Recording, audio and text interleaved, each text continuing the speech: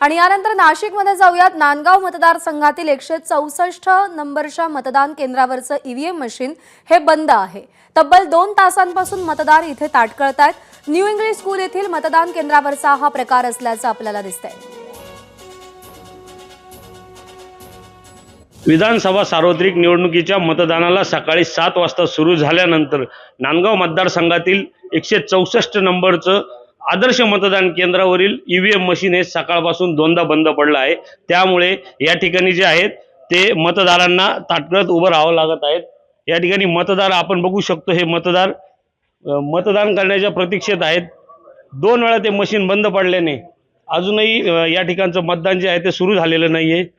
संपूर्ण मतदार हे या रांगेमध्ये उभे असताना दिसत आहेत। आपल्यासोबत काही मतदार आहेत।